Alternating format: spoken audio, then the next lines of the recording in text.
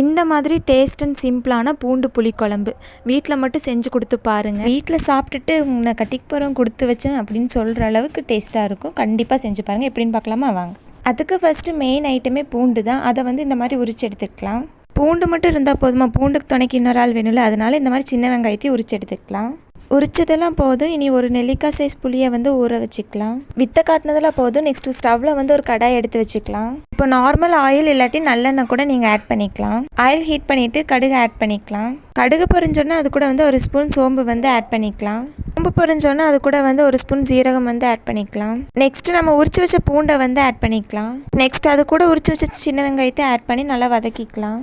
Next ஒரு கொத்து கருவேப்பில் பிச்சு போட்டுட்டு அதையும் வதக்கிக்கலாம். வெங்காயம் கொஞ்சம் வதங்கினோன்னா 1/2 ஸ்பூன் மஞ்சள் தூள், 2 ஸ்பூன் மிளகாய்த்தூள், 1 ஸ்பூன் மல்லித்தூள் ஆட் பண்ணிவிட்டு நல்லா வதக்கிக்கலாம். இந்த மாதிரி நல்லா வதங்கினதுக்கப்புறம் நம்ம கரைச்சி வச்ச புளித்தண்ணியை ஆட் பண்ணிக்கலாம். நல்லா கொதிச்சதுக்கப்புறம் 1 ஸ்பூன் நாட்டு சக்கரை, தேவையான அளவுக்கு உப்பு போட்டுட்டு இன்னும் கொஞ்சம் நேரம் கொதிக்க விட்டுட்டு இறக்கிடலாம்.